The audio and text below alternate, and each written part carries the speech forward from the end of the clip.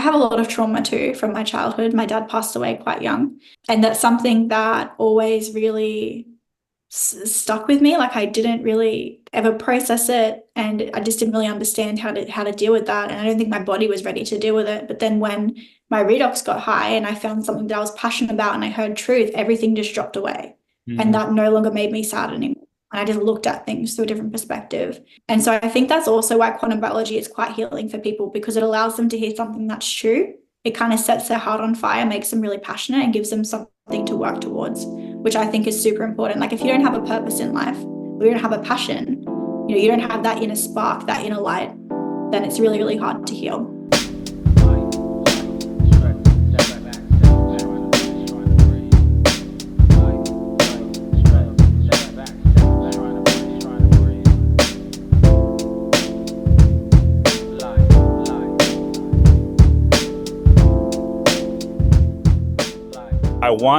There's a lot of things I want to get into, and I want to start with your story with nursing and leaving that. But before we do that, I'm just curious, you mentioned that you weren't feeling like super up for this last week. And so what's your protocol for like rest?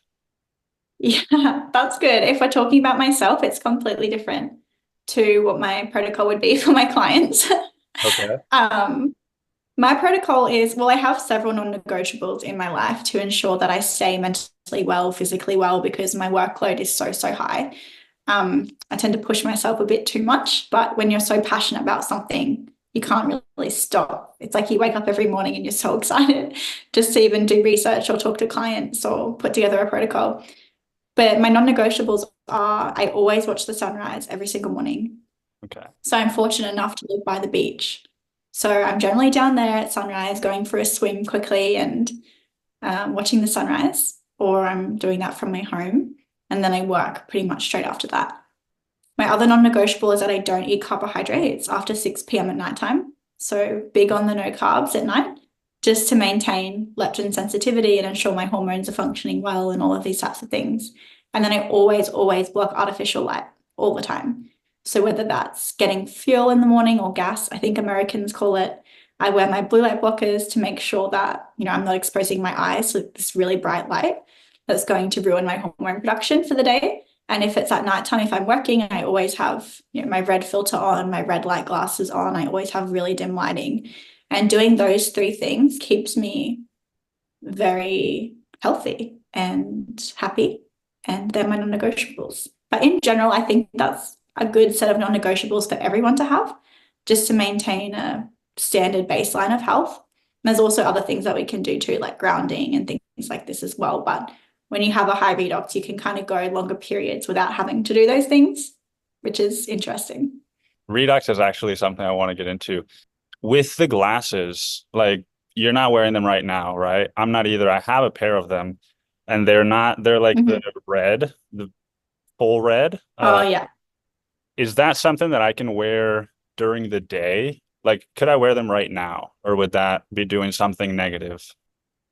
Yeah, it's actually really funny because I went to a health event recently, and as part of the goodie bag that everyone got, they received red blue light glasses. And it was a quantum health event, and you could really see who the real quantum health people were, because the next morning at breakfast, all these people were wearing red blue light blocking glasses, and it was so funny. But anyway, side tangent. So the red ones, they block, or they should block 100% of artificial blue light, which is, if we think back through an evolutionary lens, after sunset, there really should be no blue light in our environment, or no light at all, really, unless it's coming from a fire, which I guess we could have adapted to a little bit more than this blue light. And so those glasses, the red ones you have there, are really designed to be worn after sunset, so that you're really blocking 100% of that blue light. You have no artificial blue light coming into your eyes, because blue light is the frequency that our body uses to sense time. And so we really want to be signaling to our body, even though we're working and we're doing all these human things, we want to be like, no, it is nighttime. It's time to do all the processes in my body that I need to do to wind down and go to sleep and run all of those programs. And so all of those, I guess, sleep time programs, they actually start happening when there's no blue light in our environment. So after the sun has set. So those red ones will block 100%. so that you can stay happy and healthy and sleepy and do all the things you need to do at nighttime and rest and regenerate. And then during the day, you want to be wearing those yellow blue light blocking glasses because they still let through some blue light, but just not 100%.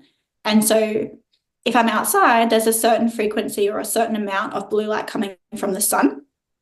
But if I'm on a computer, which is blue light, it's a blue light screen, the amount of blue light that I'm getting is just totally incorrect because I'm just being blasted with all those artificial blue lights. So now the ratio is kind of off, if that makes sense. Yeah. So the yellow glasses just filter through that blue light, the excess, but then they also allow a ton of, blue light still to come through so that you're still really sensing that it's daytime and your body stays awake. Because if we wear those red ones during the day, our body will just think it's nighttime and start doing all the nighttime things, which we don't want because we want to maintain that circadian rhythm.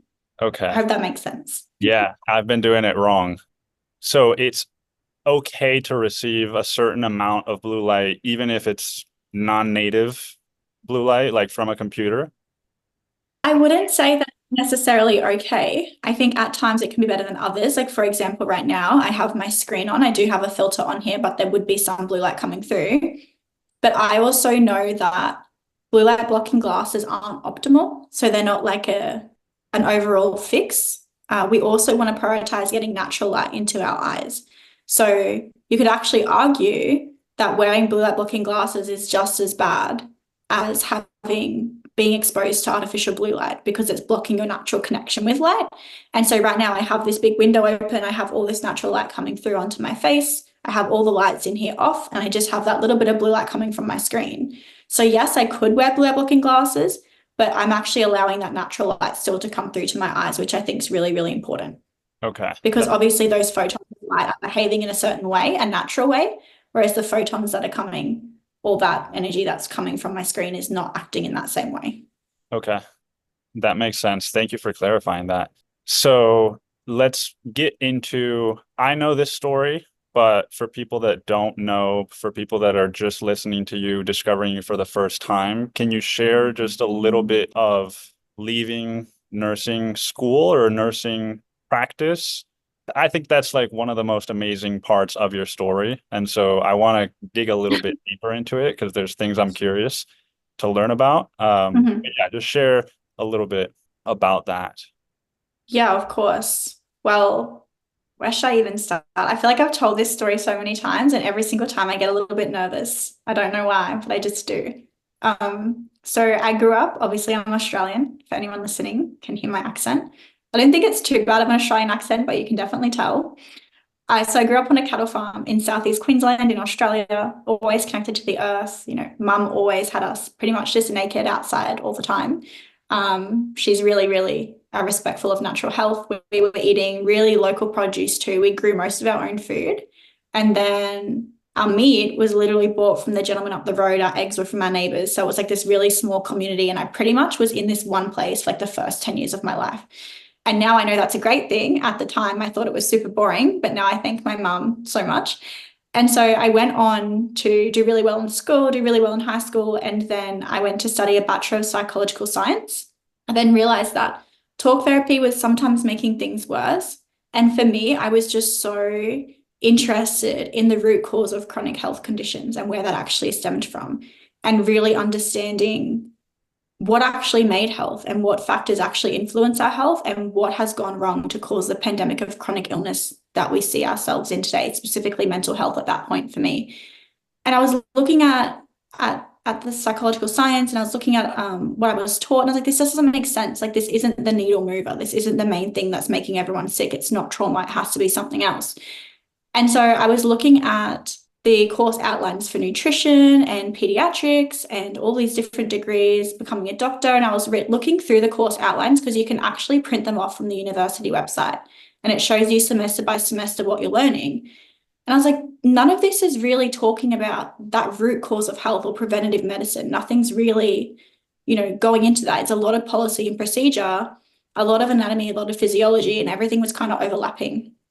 And so I thought, well, if there's no degree out there that I can study that tells me how to heal from chronic illness, I'll just be a nurse, because at least I'm helping people, at least I'm getting a good wage. And when I have children, I can work shift work and it'll be great. And so I did that, and I really, really loved it.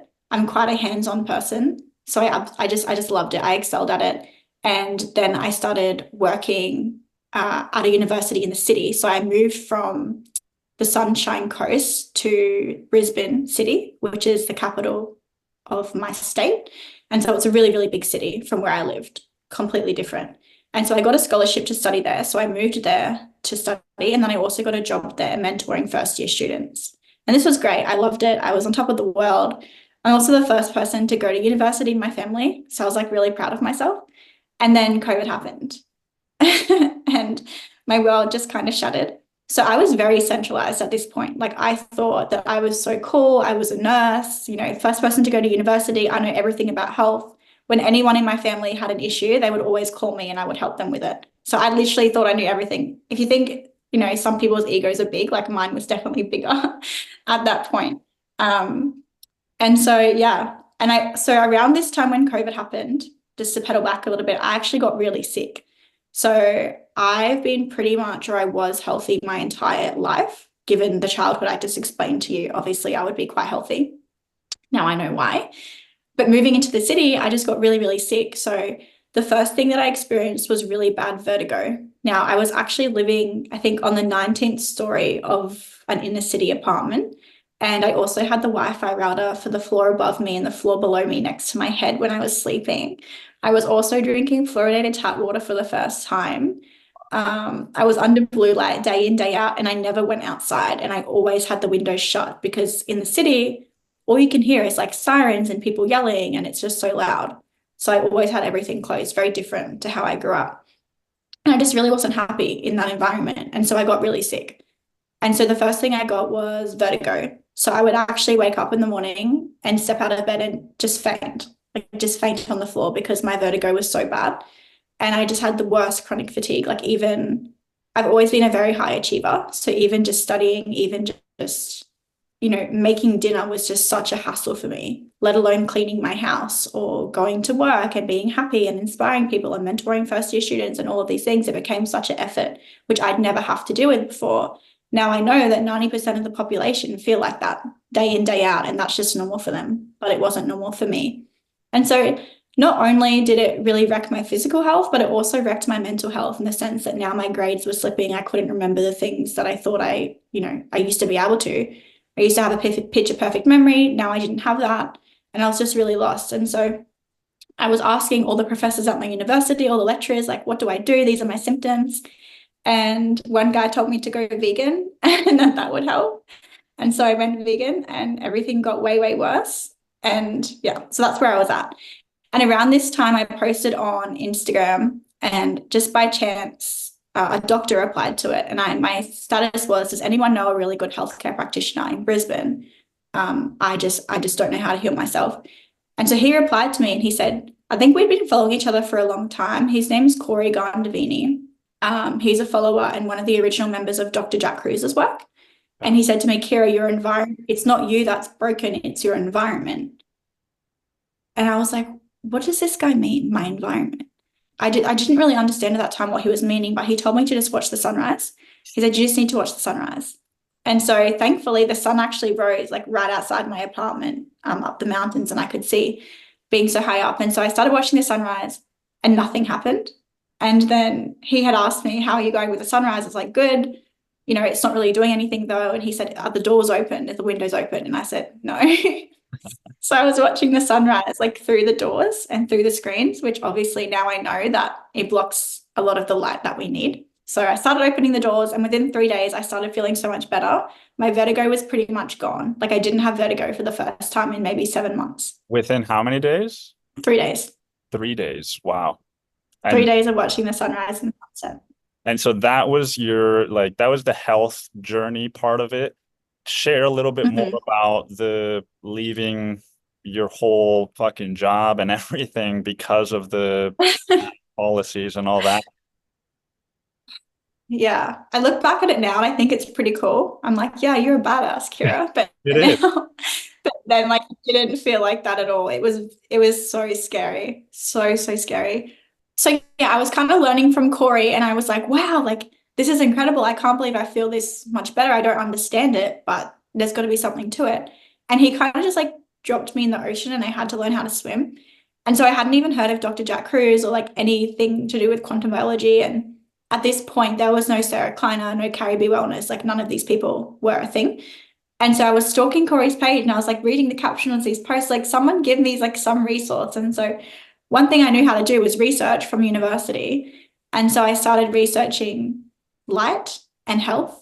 And I came across some work and some publications from some gentlemen in Europe and Germany. And I was just astounded with what I had found. And then I was looking back at my old textbooks and it was like, you know, a byproduct of the mitochondria is light. And I was like, wow, well, if maybe the byproduct isn't a byproduct and maybe we actually need that. And then, you know, I was just thinking about the way that we live our lives now in terms of being exposed to artificial lighting that only really came about 150 years ago when chronic disease started to rise. And I thought, wow, this is, you know, this is something, and you could just feel it. Like, I feel like you would have experienced this as well. It's like it just resonates as truth when you start to hear these things. And for me, I think this is the first time I had probably heard truth in my whole entire life. And so I remember just sitting there some nights, just reading blog posts or reading journal articles and just crying and just sobbing because I realized that the whole medical system that we find ourselves in is completely backwards. Sorry, I'm getting emotional.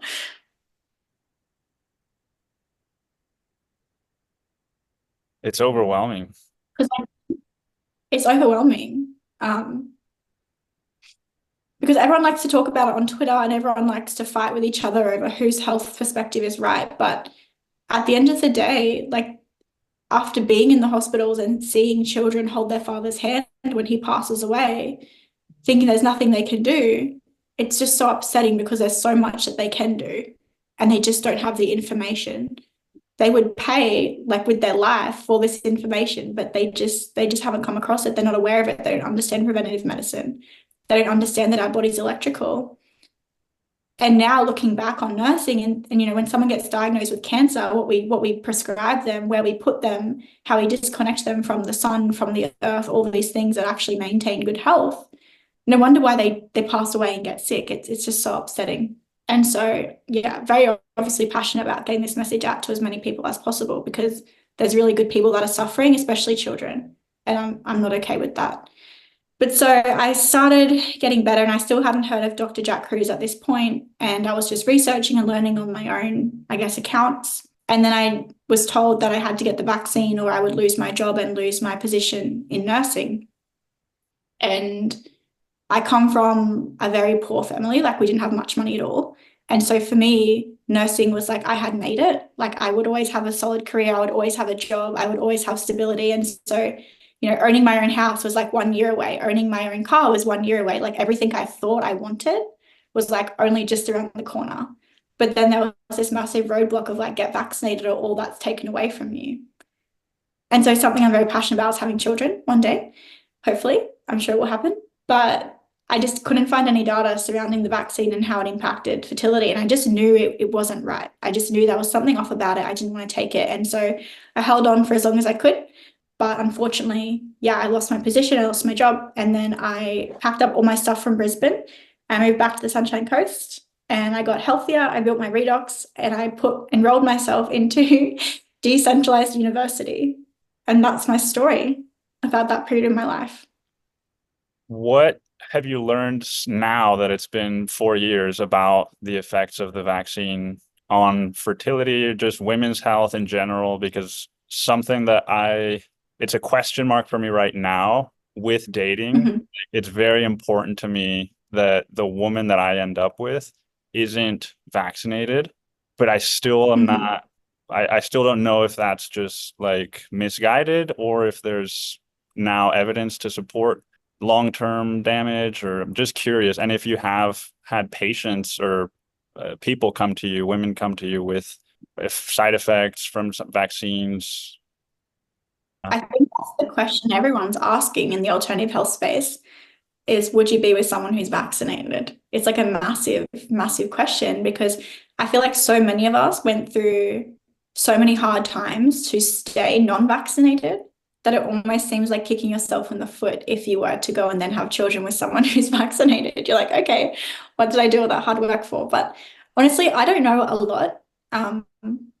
I don't know a lot about the direct impacts of the vaccine on women's fertility, but what I do know is my clinical experience. Well, for starters, they took AstraZeneca off the market now because it's completely unsafe. And I think Pfizer's being sued by like 5 states in America. So if that doesn't really say the efficacy of the vaccines, I don't really know what does. But from my clinical experience, women who have been vaccinated, they just have such a high level of inflammation. So anything from PCOS, endometriosis, pelvic inflammatory disease, PID, all of these things, random infections too, like Strep B has become way more common. And they're just really, really unhealthy, which leads to things like leptin resistance, which leads to weight gain, which leads to high visceral fat, and all of these things which can be really negative and have a negative impact on baby when they are growing inside of mum. And so I think that when I'm working with my clients, what I do is I get their inflammation down as low as I possibly can. I also use homeopathics to do a detox protocol on them, things like this. And most women know. They're like, yeah, it was the vaccine that did this to me. And now I feel really bad and I want to try and get my health to the best I possibly can. Because obviously children's health these days is, what's the statistics? I think it's like 1 in 4 is going to be born with a chronic disease by 2030. I think that's the newest statistic. And that's really sad, obviously. And so I think there's this whole generation of mothers who are really saying, okay, I need to get my health as good as I possibly can before I have children. And so with you're vaccinated or you're not vaccinated, is something that you should really be doing, because we know that we inherit our mitochondria solely from our mother. And so it really is this mitochondria that determines the efficiency of your child's ability to make energy. And so when we don't make enough energy, we become de-evolved because we don't have enough energy to support our full evolution or to breathe life into nature's blueprint, which is an optimal child, a healthy child. So bringing down inflammation is important. There's something else called mitochondrial percent heteroplasmy, which basically just means unhealthy mitochondria. And so when your mitochondria become really unhealthy and your mitochondrial percent heteroplasmy is high, in my opinion, from the research that I've done, this is really what's causing autism and these spectrum disorders.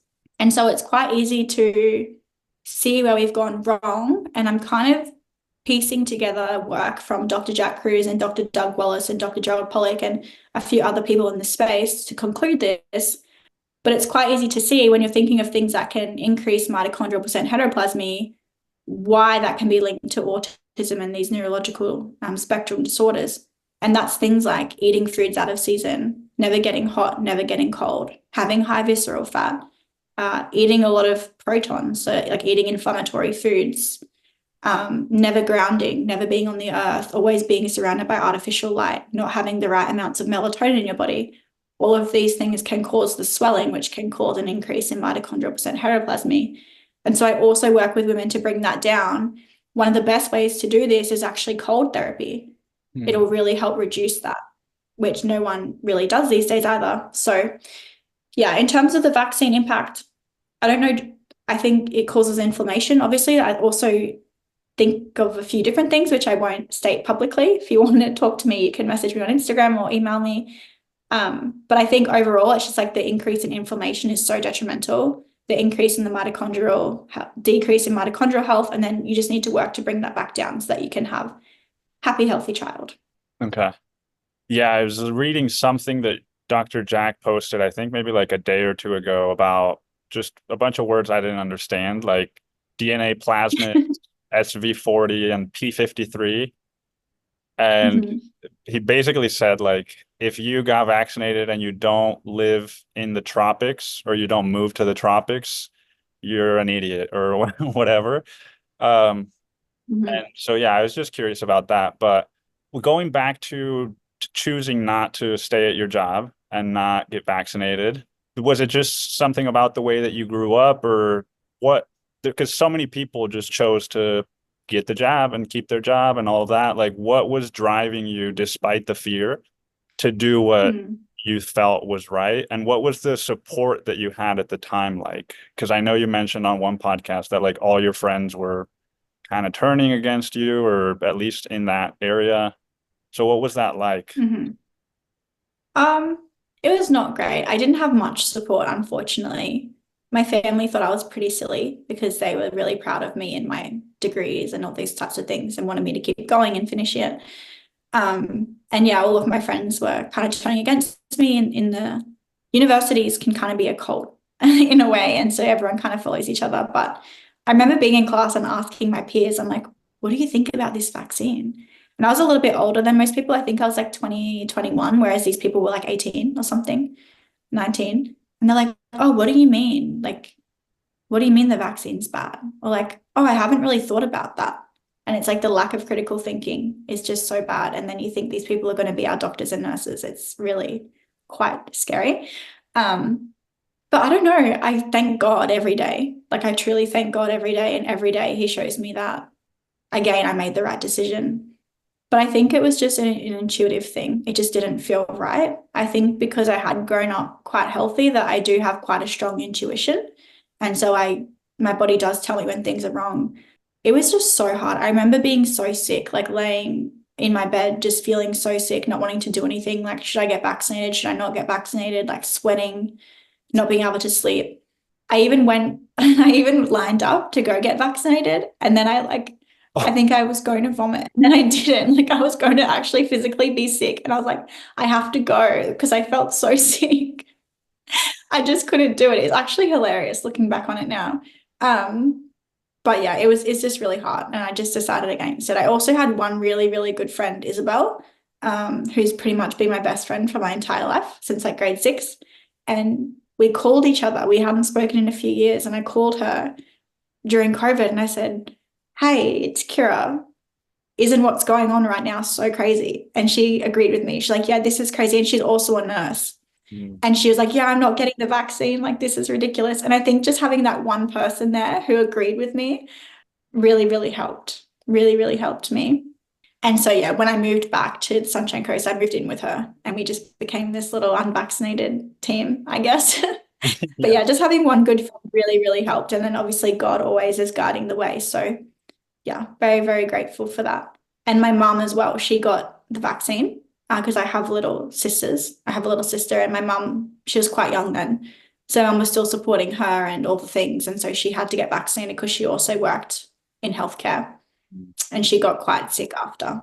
So, and she's still unable to work today because of her vaccine injury. Wow. So I think that also really helped, but that came a little bit later after I had already decided not to. That's crazy that you lined up to get vaccinated. Like, what what drove you to even like consider doing that?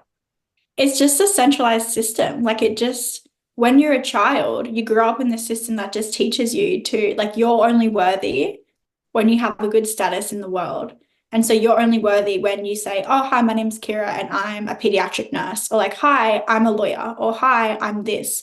And so I think coming from like a low socioeconomic background to then working my way up the centralized hierarchy and having like that stability, which I'd never had, like financial stability that I never had in my life, like to think that that might never happen for me was very worrying. Because obviously you want to be safe, like you want to be able to feed yourself and put a roof over your head and all of these types of things. And I was just a uni student. Like, I didn't have much money.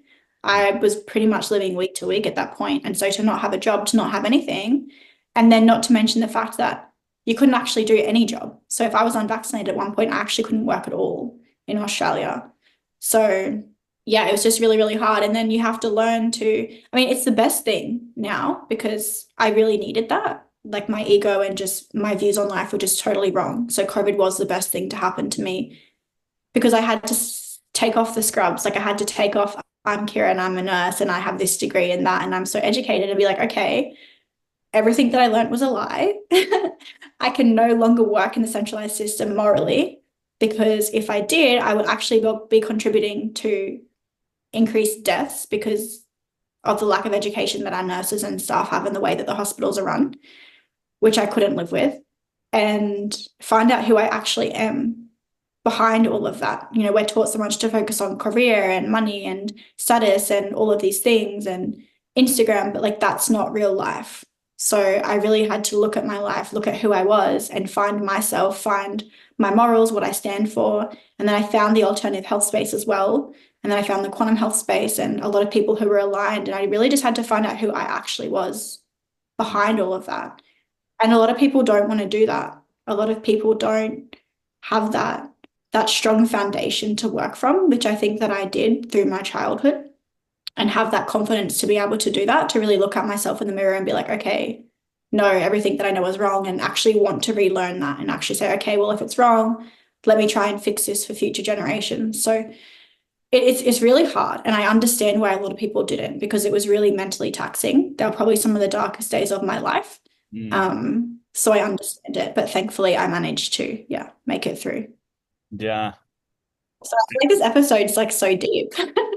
That's usually how my conversations I with. think it's raining today. It's raining today, so that must be why. Yeah. It's crazy because it is scary, but I feel like that is where people build their character and find purpose. Like, Mhm. even if none of this had happened and there was no jab and then you kept nursing, like, it's not to say that that would be a bad path, but I feel like something would have to happen at some point to present you with a call to action, right? Mhm. Um, you mentioned that therapy sometimes makes things worse, and that's probably the biggest thing that I'm grappling with right now, because I'm a coach and I've worked with people with like addiction recovery and psychedelics and all this stuff. Was super into Gabor Mate and that whole space. Mhm. And then I listened to the Tetragrammaton with Cruz 6 months ago, 7 months ago, and it slowly felt just intuitively like, is this whole space kind of not full of shit, but are we missing something? you know? Yeah. And so I was on one of Cruz's Instagram lives and I just asked him, what's your recommendation for healing childhood trauma? And he gave one of his like short answers. He said, fix your redox, and you'll notice that all of your childhood trauma magically goes away. And Hmm. I was like, okay, I don't, I believe that, but I don't fully understand it. And so I'm curious if you can kind of walk me through, because you're so much better at explaining things in like layman's terms. What the hell is redox? How is it related to trauma? How do I fix it? The whole thing. Yeah, of course. It's not, yeah, I explain things not really in layman's terms, but just in ways that I can actually understand it. But I'll just say I'm explaining it in layman's terms. So redox is essentially, and I agree with what Jack said because that's what happened to me, and I've experienced that myself. So redox is basically your net negative charge, and so our body loves to have a lot of electrons in it, which are negatively charged. And so we put electrons in our body, which are negative, and then our body increases in negative charge, and we have more electrons. And so we get electrons from grounding, so standing on the ground, which no one does anymore. If we think back in history, we should always be connected to the ground. Even leather shoes at one point through history, but that's still conductive, so we're still grounded. We can get electrons from piezoelectricity, so just from moving can give electrons. We can utilize melanin, so melanin can convert photonic energy into chemical energy. And in that process of splitting two water molecules can give off, I believe, 4 electrons. So there's all these different ways, like there's endless amounts of ways that we can get electrons. But modern humans, we've just disconnected ourselves from mostly all of those because we never move, we never run, we never touch the earth, we're never in the sun because it apparently gives us cancer and all of these nasty things that it does to us. And so we rely on food for our electrons. And that's not a bad thing. We do need food to a certain degree, but you need more food, the lower your electrons are. So we rely more on food these days for our electrons because we're not getting electrons from other places like grounding and moving and all these types of things. So that's why we crave food so badly and so heavily. Now, getting food from electrons as well is extremely inefficient because we have to break down all of these things, and that actually requires energy to get that energy. And so when we're grounding, when we're moving, that's all essentially free. It doesn't take us a lot of energy to get them at all. It's kind of like just our God-given energy source. And so what Jack means is when you start to have more electrons and protons, so you really start to build up all these electron stores, get a high negative charge, your trauma will just magically disappear. Which is true. It's kind of like magic. I also think a massive part of it is like fixing your dopamine cycles. So when you're fixing your redox, you are also simultaneously doing things that will fix your dopamine. So you're not around artificial light at nighttime, you're spending less time on screens, you're not scrolling on TikTok. You're also, what you care about changes. So you used to really care about, I don't know, what your mum said to you, or this argument at work, or this or that, but you really start to see the world through a different lens because now you have like a surplus of energy, and you stop caring about things that you used to care so much about because you're more inspired about the future. Because if you think about it, if our body doesn't even have enough energy to meet its basic needs, so you have things like headaches, fatigue, vertigo, whatever it may be, dehydration, if it doesn't even have enough energy to survive in the moment, why would your body put energy into releasing trapped trauma, or to think about the world in a different way, or question things like, should I get the COVID vaccine? It just wouldn't, because it's like a survival mechanism, right? Your body's like, no, I'm just going to pretend that none of this exists because I can't even function a day to day without a chronic migraine. So when you get your redox up, those things stop, and then you can put more energy into other things that matter too, which I think is important. But the trauma is massive. For trauma, I really love something called myofascial release.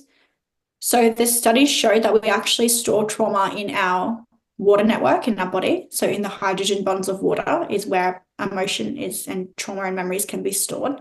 And I believe that that's true.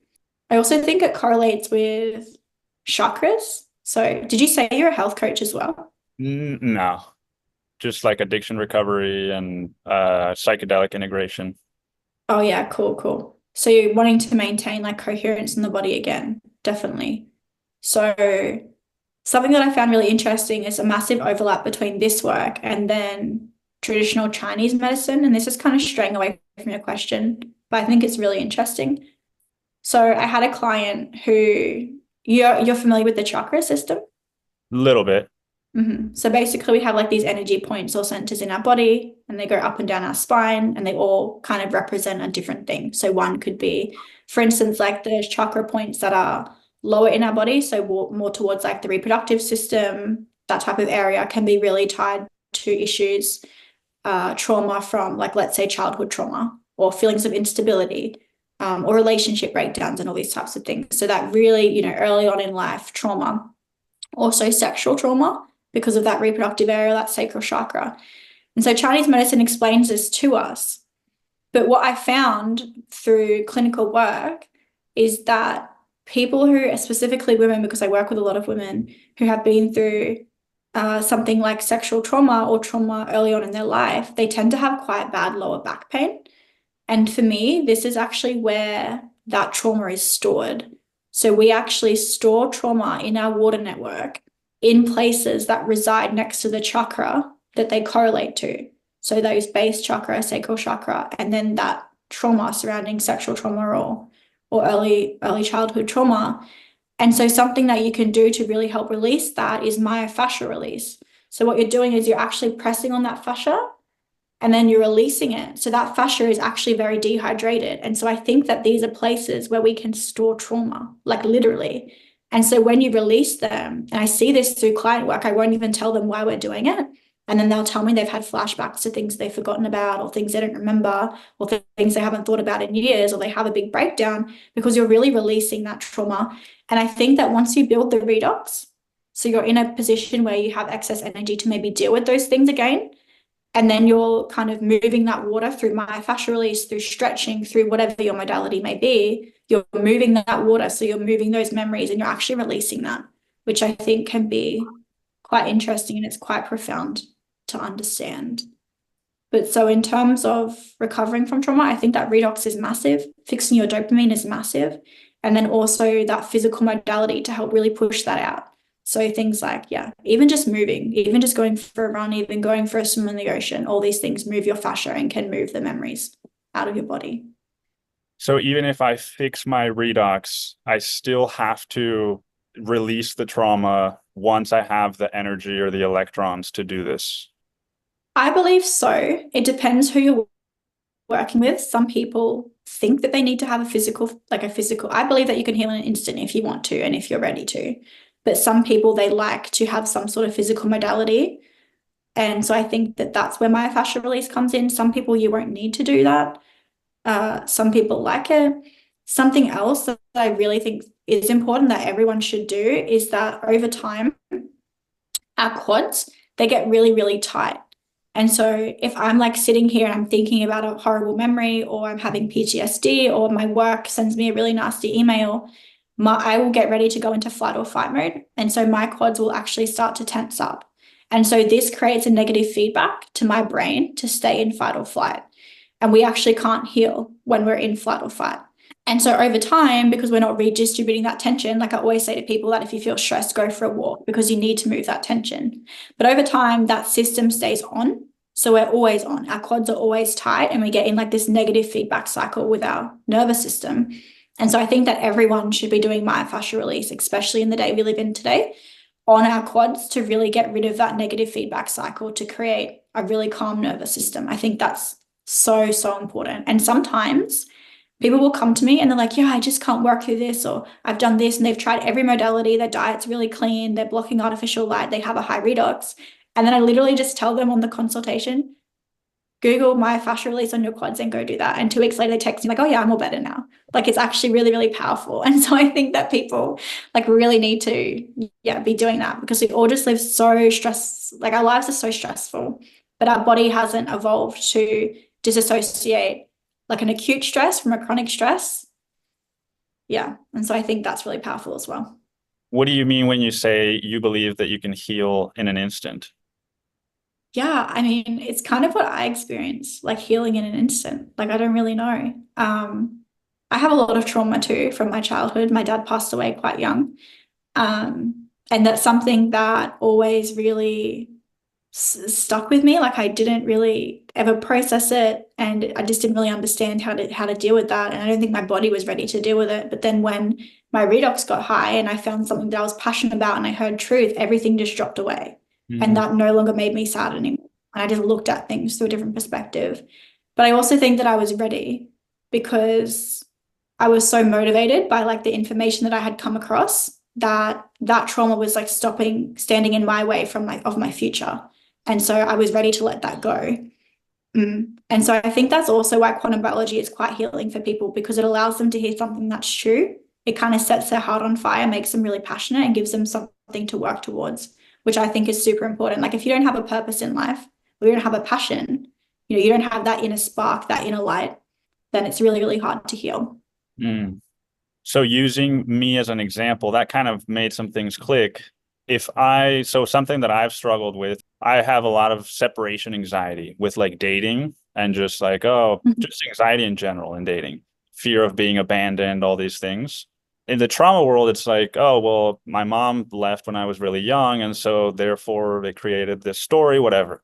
So if I build up my redox and I had a deep purpose in my work and in my career, the implication is that wouldn't happen anymore during dating, or?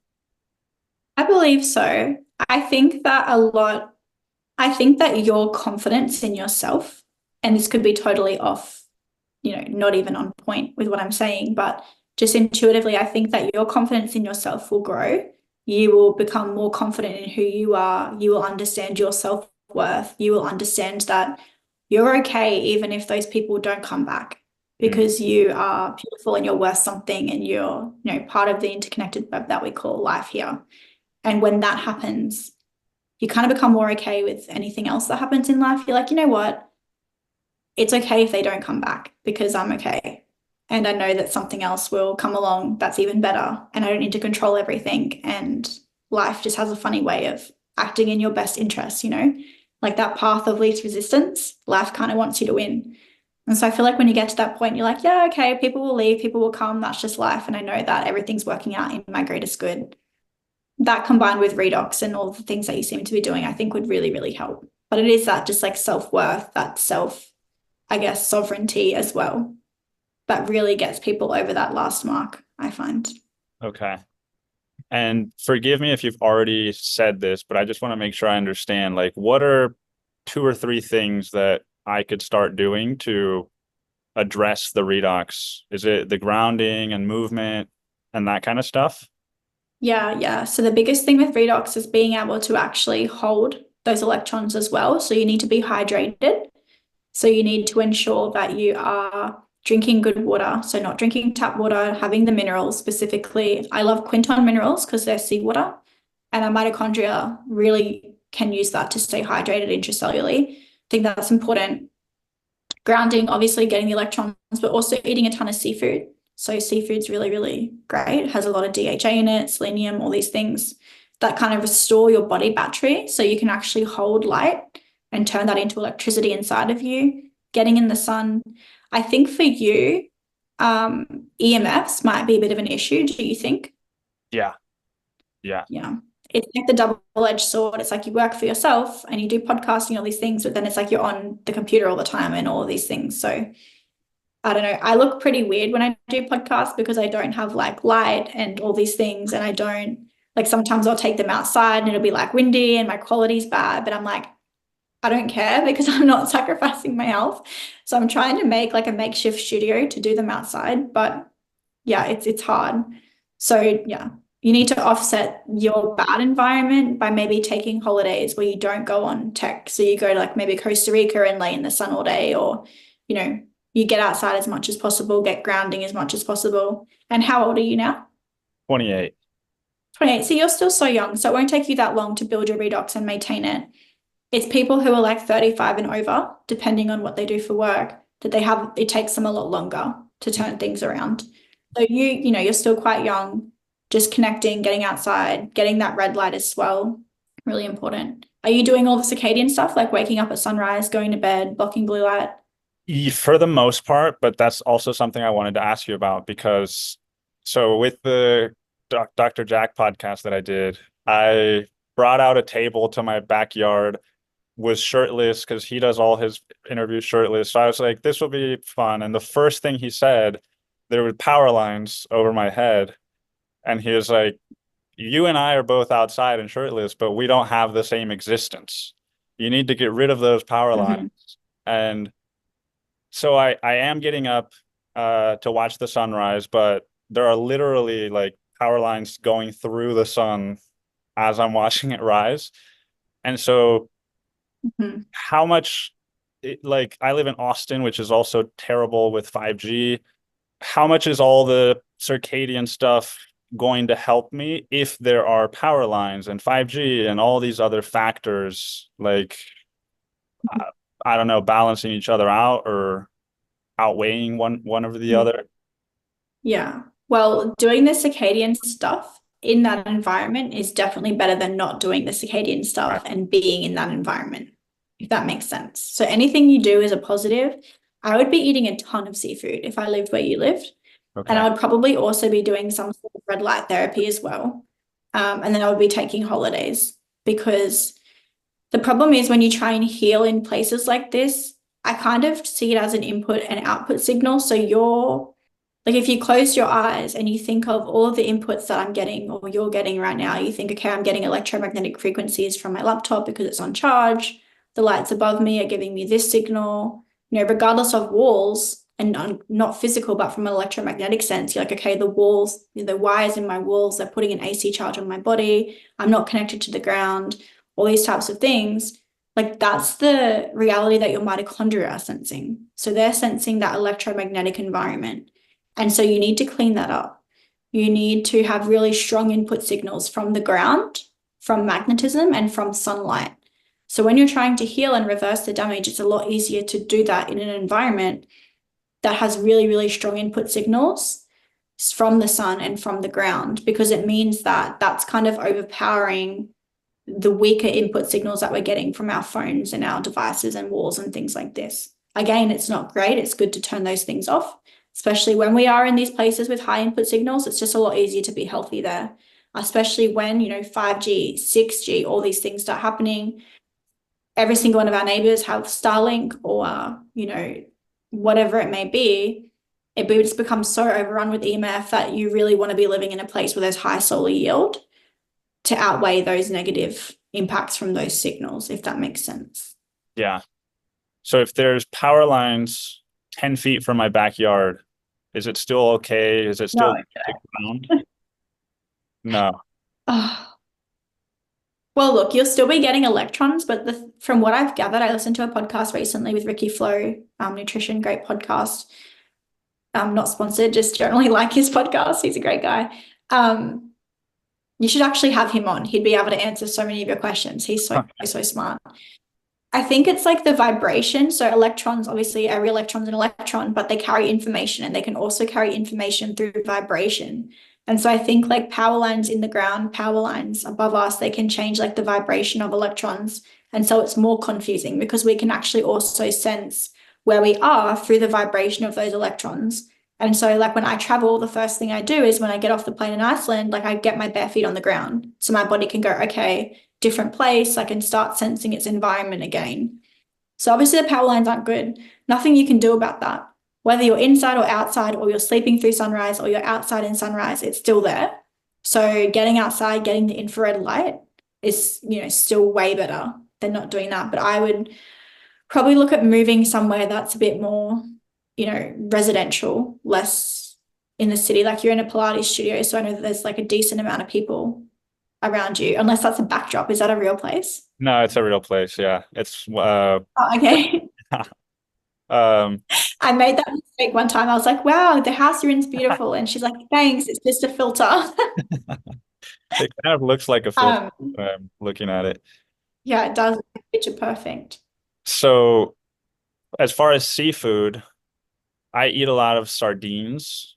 Is it Mhm. is the same thing applied of like if the sardines are shipped from Canada, like are those terrible sardines for me to eat, or is it different with seafood?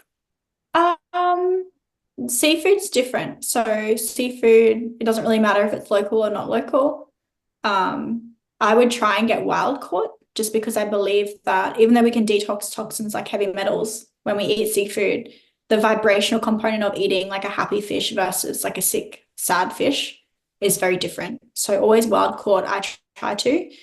But if you can't afford wild caught, I would still be eating farmed seafood to get your DHA levels up. It's important that it's not kept in canola oil, so like seed oils. Yeah. You want to be getting it in fish oil or even, see, you don't even know. I doubt these places, even when they say like that they're bathed in olive oil, I doubt they would be spending their money on like good olive oil to put their seafood in. I think it would be like low quality. So yeah, probably kept in water is the best, but I'm a big fan of oysters. I'm also a big fan of caviar because caviar, it's not oxidized, which means that it's being kept cold because the minute that it gets hot or it gets, it's stored in like a shipping container that gets really hot, it's going to oxidize. So that's the problem with like fish oil supplements and DHA supplements. Whereas caviar, if that's been stored in the heat, it's going to taste disgusting and no one would buy it. So I think caviar is like a really good form of DHA to eat and have in the fridge. So you can buy that like every 4 days. I have that and I just take a spoonful of it like every day. Okay. Um, yeah. So I love oysters. Basically any seafood, scallops are great. I'm not really too fussed. People get scared of the heavy metal components, but there was a review, a systematic review done by Michael Crawford and his team where they reviewed, I think it was 100,000 mother offspring pairs and not, so they were looking at the relationship between increased seafood consumption and children's, so the health of the offspring. And it showed that the more seafood that mother ate and child ate in its younger years, the higher the IQ of the child. And it like didn't go down. It wasn't like, oh, you can eat it 30 times a month and then it drops and it plateaus. It's like, no, the more seafood that mom eats, the higher IQ the child is, which is incredible. And on the flip side of that as well, they had no heavy metal toxicity. So absolutely none, even though the fish had heavy metals in them. But there was some studies done that I've read that show that if you eat heavy metals from like plants, uh, or fruits and things like this, then you do get heavy metal toxicity. The thing is that fish comes packed with all the things that you need to detox those heavy metals. So it is actually safe, but women tend not to eat it because they're told by their OBGYN not to because it's unsafe. Yeah, that's something that it's just going back to dating. It's like it just feels almost like a cartoon or like just ridiculous at this point. The way that I relate to dating today, I do a lot of online dating, and so it's very easy to see from women's profiles like if it's a hell no. Sometimes it's not as easy to see if it's like a hell yes or not, but what is that experience been like for you? I don't know if you're in a relationship. What was the process of finding a partner? If you are, what is the process like now if you're not? Yeah, I sympathize with you. Like I really, really do. It's really, really hard out here because you think like on your criteria, not that I think that love needs to have a criteria. I think you fall in love with who you fall in love with and that's it. You don't really have a say in it. But like if you think of, okay, so I want them to be unvaccinated, that's like a massive, you can rule out 99% of the population. But then you're like, okay, I need someone who's unvaccinated, but they also need to block blue light and be tan and have good dopamine levels and all of these things. Like show me your HSCRP before we date. It's really, really hard because then you're looking at like 0.001% of the population. And obviously they have to be nice too, which in my experience, like a lot of these people aren't very nice. So it's hard. It's really, really hard. My experience has been quite hard because, well, I was in a relationship actually with someone who was very quantum and not vaccinated, and that's ended now. So like going back to dating again, it's like I feel like the only people that I meet that are somewhat similar are online. But this is a whole nother issue that I'm very passionate about because like when people are online, because you know, unvaccinated people, they're usually quite entrepreneurial, the quantum health space, it's all online. You can learn more about these people from their Twitter profile than like what they text you.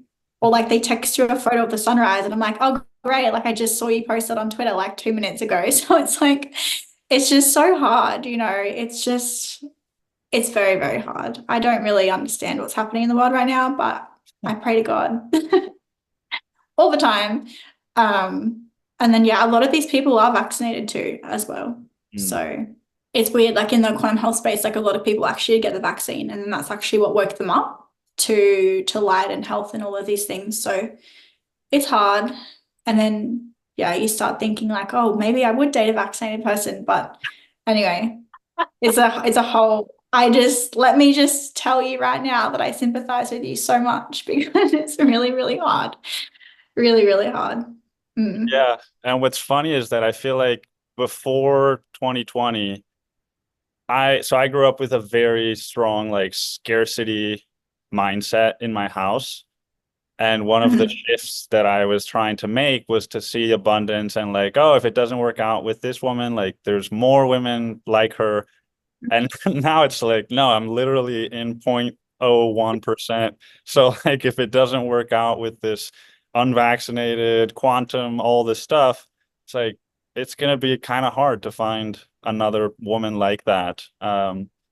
Yeah, but you know, through quantum entanglement, you come across a lot of people. Like I thought that I wouldn't have found the people that I have found in life, but when you kind of get healthy, I feel like you're on such an unused frequency, if that makes sense. Like you're kind of vibrating at this level that not many people are. And so the quantum noise there is like quite small. Because when you stop like watching TikTok, when you stop doing all these things, you start living in integrity, you get healthy, you have a high redox, that just puts you on like this frequency.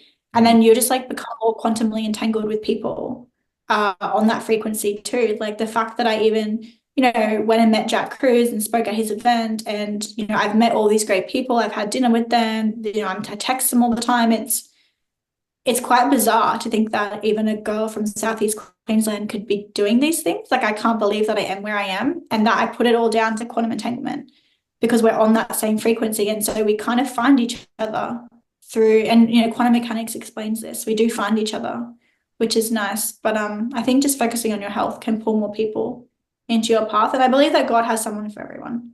Mm. It's just they might be getting them ready for you Yeah. yet. They might be learning some lessons before they can date you and appreciate you for who you are. I don't know. Yeah. But it's hard. And then it's also like this unvaccinated quantum health person has become like such a social media trend now as well. Have you seen that? No, what's that? It's just like this trend where people just keep posting all this stuff about like, I eat meat and I watch the sunrise and I am unvaccinated. And it's just like this, it's making all these people almost narcissistic in a way. It's just very strange. I don't really know. But yeah, I'm praying for the world Yeah. and for the dating scene Yeah. And for what? and for the dating scene for the unvaccinated. Yeah. You shared something that from Jack Schroeder about relationships and dating and electrons that I found fascinating, and it kind of reframed my last relationship and why it ended. It basically said, like, if you're in a relationship where you're healthy, more electrons, and the other isn't, less electrons, there's an imbalance in affection, touch, sex, kisses, etc. Why is this? Because all these result in body to body electron transfer.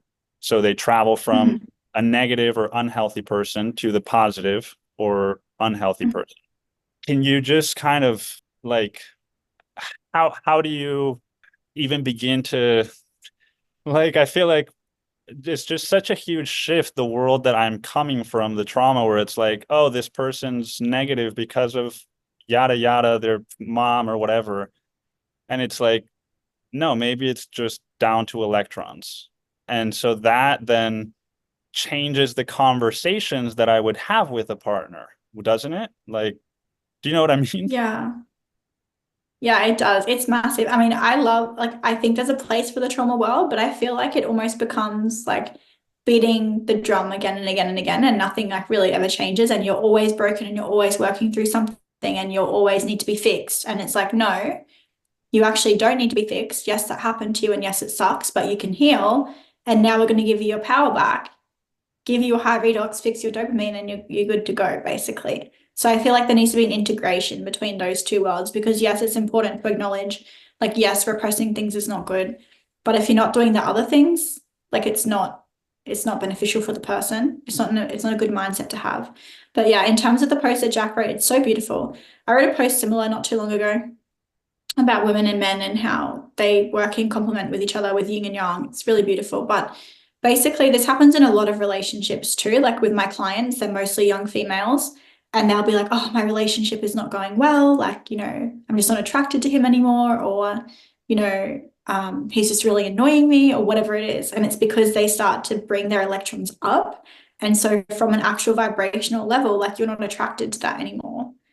Specifically, if you're a female, like if we look from a biochemical perspective, that space kind of says like women are attracted to like strong men that can like look after them, right? But if they're low in electrons than you, then there's such an imbalance because technically you're actually stronger than them. So I think that's interesting. And it's like when I worked in the nursing home, like the first thing that would happen is I'd walk past the beds and they would like just grab my hand and literally just be grabbing onto my hand for dear life. And I was always like, this is so strange. And now I know that it's because they were actually getting electrons from me. Like they were actually getting energy. And it's so interesting. If any nurses are listening to this, they would know because you just feel it. They just want to hold on to you so badly. Very interesting. But so yeah, your electrons actually do move from the place of high electrons to low electrons. When you're having sex with someone, when you're kissing someone, when you're touching someone, that's what's happening. And sex is such a massive exchange of electrons. It's like, why would you want to like have sex with someone and then have all your electrons stolen? And then you see this so much, like you see it with women who feel like crap after they've slept with someone. And I believe in monogamy and, I have very Christian values, but people who don't, like, and then their partner, like, well, the person they've slept with usually feels quite good, and that's usually like the guy, or it can actually be the other way too. So it's quite interesting to look at it a perspective of maybe that person actually just stole that person's electrons and now they're feeling like really diminished and low, and that person's feeling really good because they have more electrons. But in terms of like a partner, I feel like when you're working on your health, like you need to take your partner with you. So if you really love that person, like you love them in times where they're also low in electrons. And so if you've discovered this, like, and you're someone's partner and you love them, I think it's your duty to bring them with you and show them the light and the way. And so like you need to make sure they're grounding with you. You need to make sure they're watching the sunrise with you. You need to look after their redox because that's going to impact you and how you love them as well. Some people, they just don't want to do it.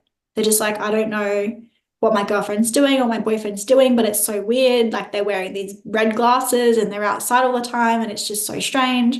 And they just can't deal with it and the relationship ends up breaking down. But I've also seen couples like really thrive through this together and become better versions of themselves. So it's either way. It just, I don't know, God's decision, I guess. Yeah, with the topic of sex, one of the things that annoys the hell out of me in the spiritual communities these days is like semen retention. Does the electron transfer happen regardless of that? That's just from body contact, I guess? Or does it get heightened if a guy ejaculates? I think it's heightened. I think it's heightened if, but it also happens with either. So both male and female, like orgasm is like a massive release and exchange of electrons. So I don't know, perhaps I don't look too much into it. I've seen Jack's posted some things about it in like a blog Okay. that I found quite interesting. But apparently like kissing and sex is like the biggest exchange of electrons from person to person, which makes sense. But I also think that like semen retention can work because, well, if you think about, I don't know, usually like young boys or something, you know, the whole no watching porn thing at the moment is like a massive thing. Like if you're like coming or you're ejaculating, whatever the right word is for it, I don't know how to be professional about this topic, but you're actually like releasing so much life force energy, like so many nutrients, so much energy that it took you to create that, you know what I mean? So if you're disposing that like several times a day, I don't think it's healthy, especially if you're already sick. I also think it's good to like get your dopamine back into rhythm because you're not relying on that for like a constant source of dopamine. So you can focus on things that give you different types of dopamine, like watching the sunrise, you know, or being healthy or researching things. Okay. There's some element of value and truth to it from more of this quantum perspective and not like spiritual, or do you think it's both? I don't really know. I kind of shy away from New Age spirituality and I'm Christian based and then quantum. I think they tie beautifully together, but I don't know. I feel like our world is just so hyper focused on sex and like instant pleasures that I think it's good to refrain from that in terms of giving up something kind of like fasting, like you're giving up something to put that energy towards something else. So if you're not constantly focused on having sex or ejaculating all the time and getting rid of that energy and then using energy to create more of it and getting that dopamine, then you have all this extra energy and focus to put into something else, which could probably make you a better man and Okay. help you heal as I think, and women too. What about addiction? Is that I had a bunch of other questions about addiction, but does that kind of tie into the whole trauma conversation that we had? Like, is it pretty much the same thing? Yeah, I mean, I don't have all the answers, but I think that addiction, just from my experience and with family members as well, I think that if you have an inability to like make your own dopamine, so your dopamine stores are so low from being on TikTok, from being around blue light all the time, from never getting in the sun, from having low electrons, then you're more likely to be addicted to things. And so when you usually build someone's electrons, fix their dopamine stores for their own body naturally, and like get them away from these fast acting dopamines, but then also like not just cutting them off, because all we do is just cut people off from the source, which is like alcohol or drugs, but we're not actually feeding something else. So while you're doing that, you need to be feeding their electrons. You need to be fixing their dopamine. You know, people stop going out and partying and doing narcotics, but then they're on their phone all the time, and that's ruining and further depleting their dopamine stores. So it's like you need to swap it, and you need to be working on both of those areas at the same time to set them up for success and ensure they don't rebound back into addiction, if that makes sense. Yeah, you said Christianity and the quantum pair really well. Mm. I went to church for the first time last Sunday. A friend invited me, Oh. and I believe it was like a Christian non-denominational church. I don't have a ton of experience with religion, but I'm curious why do you think that they pair really well? Like, what is there in Christianity that I could learn that would add to the quantum field or studies or all that? Yeah, of course. And this is something, obviously, it's a great question, fitting for all of the things that we've talked about on this episode. I feel like I'm still developing my thoughts on this, but through Jack Cruise's work, he talks about, and also many other people's work, they talk about how life really started from a single-celled organism or bacteria. And so that was actually, they were in a vent, apparently, in the sea. And so when they made their way up to light, they actually grew from something that was quite quiescent to something that was more functional and had greater capacity. So it became more conscious. And so was able to evolve into what we are now. And all of that correlates with its ability to find light and then store light. And so I see a massive connection between light and consciousness. And so when we have less light, less natural light, and we have more artificial light, we become less conscious, we become sad, we become sick, we become depressed. And, you know, if you look at our major artificial light sources, it's all Apple. And if you look at the Apple logo, it's like literally a bit an apple. And if you look at like the original Apple logo, I don't talk about this much on podcasts, but I think it's like kind of interesting. It's not something I take massively seriously, but it's interesting. It's like the original Apple logo was Eve eating an apple under a tree, and then it had like a snake wrapped around the picture frame. And if you look back through the history of Apple and blue light and like where it actually came from, the mafia using it for slot machines and gambling to make people addicted and stay there. It's like it doesn't come from, you know, a good place. It's all quite dark and evil, in my opinion. And so I think artificial light makes us sick, sad, depressed, and makes us closer to the devil. So it makes us closer to that self-sabotaging, low dopamine, like lowest version of ourself, and really steals our life force energy. Now, when you get natural sunlight, you grow in consciousness and you feel things like gratefulness and bliss and happiness, and you become positive and hopeful for the world again. And so I think there's a beautiful relationship between light, consciousness, happiness, and God. And I think that our connection with God comes through light somehow. And I think that a lot of people that I work with, you know, myself, like I don't go to church. Like I do say I'm Christian. I have Christian values. I believe that Jesus died for us and all these sorts of things. I don't go to church because I think that the churches are quite corrupted. I spend my time outside appreciating what God created for us. But for a lot of people, including myself, when they start to get more light, they start to think, oh, wow, God's real. Like it just seems to be this like natural progression, because you look at how beautiful and complex the world is and you say, there's no way that this was just some accident. Like this was all by design. And I think they fit perfectly together. I think it's a natural progression that I see again and again. So it's more of an What do you experience. Well, I didn't share this because I wasn't sure where you were with religion, but I hated the experience of church, Mhm.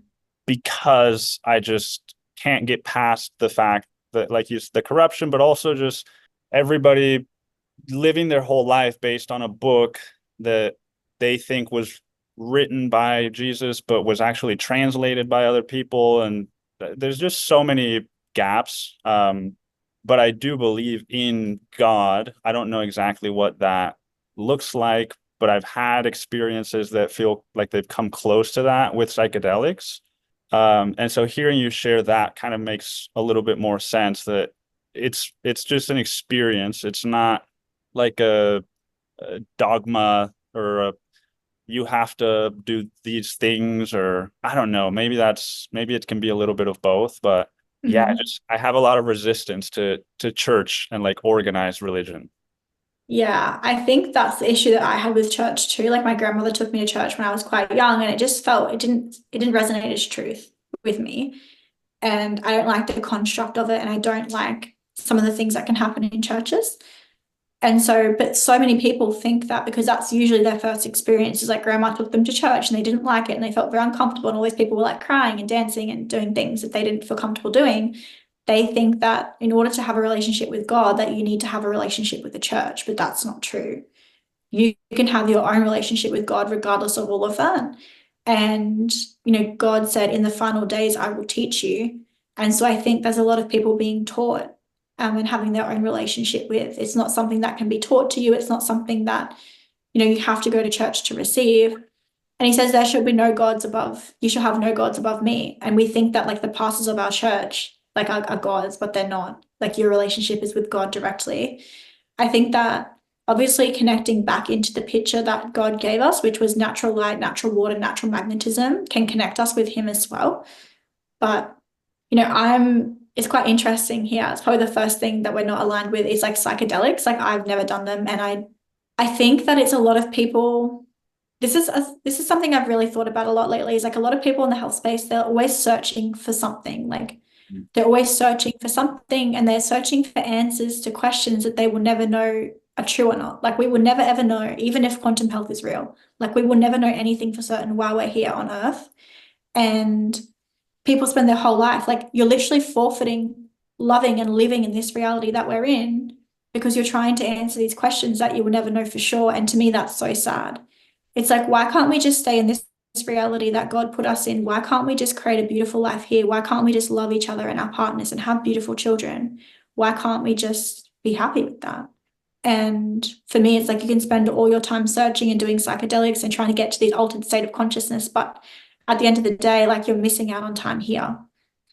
And I don't know, that's my one cent there on that topic. Yeah. Well, I've only used them for trauma. And so my experiences have been more like shaking, and they've been awful. But they've taken me back to some trauma and helped me release it. I don't know at this point. But yeah, that's something else that was just, you've just shared it. The more I've learned about all of this, I feel similarly like, why am I gonna lock myself in a room with closed windows and doors and terrible lighting and put myself through this experience if there are other ways that I can do it? Like, Mhm. everything I've learned feels like, sure, maybe it can help, but there's a deeper thing that can just kind of eliminate this problem altogether. And it's funny because trauma is all about like, you're getting to the core issues and all that. It's like, no, you're fucking not. Exactly, exactly. And I think that from my opinion, like I think God can heal you. I don't think you need to sit with some person who's also been through a ton of trauma and might not even be through it themselves in a room and like they have to do this to heal you. Like I think it can help if God guides you to that. Like he might not heal you in an instant, but he might put someone in your path and you just feel that resonation. You feel this feels so right or whatever it is, you know. But I think that there can be a lot of like family curses and a lot of, you know, bad learned behavior. And I think that so many people these days, they're just resisting God so hard, but Mm, then they always come back and land there. And when they do, they're just like, all praise, you know? So, and yeah. that can be, I don't mind what religion you have. Like, I don't care if you don't even believe in God, if you believe in the universe or whatever. But I think that New Age spirituality, like everyone's allowed to have their own beliefs. I'm not here to dictate other people's lives, but this is what I found resonates with me. It's what's helped me. It's what's helped me heal. I'm quite healthy. But I think that New Age spirituality is quite like demonic as well, because like, you know, in the Bible, it tells us we shall not fear.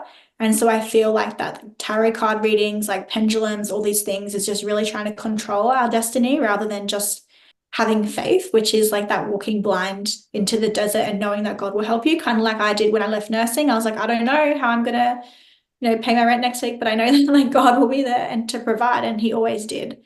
And so like I feel like New Age spirituality is just missing that deep faith component. And it's become a little bit indoctrinated with like this trauma and you know you're broken and you must be fixed, and it's always the next thing, the next modality, the next practitioner. And no one, I've never heard anyone say, yeah, I'm totally healed and I don't do any of this anymore. It's like Yeah. it's a never ending thing. Like I don't want them to stay in that mindset. I want them to be in that community, leave, and then go off and live your own life, have a beautiful family, like love your life, wake up every day with happiness.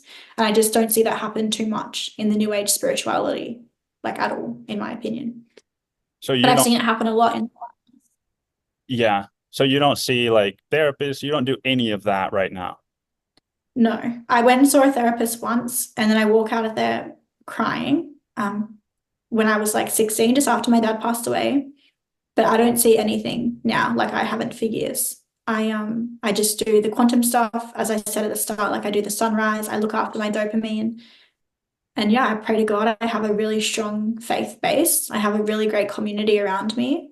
And I'm really passionate about what I do. And I think that like that's all the boxes, like passion, a good environment, good people, purpose. It's Yeah. yeah, relationship with something greater than you. That's both very encouraging because I've still been like, just, I feel like I've done a lot of the emotional work and it's like helped a little bit, but not a ton. And it's also Mhm. terrifying because like I'm still in that system with coaching. And so I'm like, shit, what is the transition going to look like for me? Because at least right now, and this might change with the Redox stuff, like I don't feel qualified to like start research. I hate research. I'm terrible at it. So learning all of the stuff that you and Jack Cruz share, Like I don't feel like I could do that. But maybe that's a limiting belief. I don't know. But yeah, just a lot to process and think about from this conversation. So I really appreciate your openness and just directness. Like there's so much I'm gonna learn from re-listening to this. And before we end it, I have one question that my brother wanted me to ask that he'll be super mad at me if I don't. You might not have the answer, and Mhm. it's okay if you don't. Um, he has a dog that's like 7, 8 years old that has chronic superficial keratitis or pannus, like something in the eye. Mhm. And he took her to the vet, and they said they recommended avoiding sunlight from 10 a.m. to 3 p.m. for the dog because because of the UV light. Um, do you have any take on that? Do you know anything about that Yeah. that might help him? The reason that people tell you to avoid UV light is only because you don't have the balance of the red. So the dog needs to get outside in the mornings. It needs to actually be outside a lot, maybe not in the midday sun to begin with. I know it's summer where you are. And maybe like possibly even getting a red light panel, I think, and having the dog lay in that. If you put the red light panel on, the dog will actually go lay in that light because it knows that it's good for it. Oh, okay. That's beautiful. He's gonna be so happy to hear Mhm. that. Yeah, definitely don't avoid the sunlight. Like that's definitely what the dog needs. But I would make sure like the Wi-Fi monitors, like not where the dog's sleeping, like turn the Wi-Fi off at nighttime, like try and get the dog outside in natural things as much as possible. Like eight's not too old. Um, I just want to travel back to something that you said really quickly before we end this episode. I know we've been on here a long time, but don't feel like it's a limiting belief for you. Like don't compare yourself to giants and be like, oh, I need to be as smart as Jack Cruz. Like I don't think anyone even can begin to comprehend like what Jack explains. And there's like not a lot of science to back what he says because I've looked and I can't find it. But every day new research comes out that really shows that what he's saying is true and it really supports it. So what we know is what Jack shares. What we can do is do our best to understand to the knowledge that we have, and everyone plays their part. So I hold myself to high integrity in the sense that I talk about things that I know about. I really do my research. I try my best. And if I'm wrong, I will tell people that I'm wrong. You know, being confident is not never being wrong. It's like being okay if you are wrong and still be knowing that you'll be okay. So yeah, don't feel like you need to have all the answers. Like I don't have all the answers. Jack doesn't even have all the answers. Like no one does. But I will tell you that if you go into a hospital, look around, those people need some answers. And the answers that you have could do wonders for them. So we're in this health space, we think everyone knows everything, but it's not true. There's so many people out there that need help. And in your space, the trauma space, like this actually might be your journey. Like it might be you standing up and coming into your power and being like, hey guys, and being influential. Like maybe you'll start connecting the dots and teaching other people how to do the same in the Mm, trauma space. So someone has to do it, and maybe you're the person to introduce this work into that space, and that's a beautiful thing. yeah. Thank you for sharing that.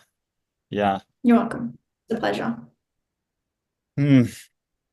Thank you again. This just sometimes I don't process things in like real time, so I really feel like I'm gonna have to sit with a lot of this. But yeah, thanks, Kiera.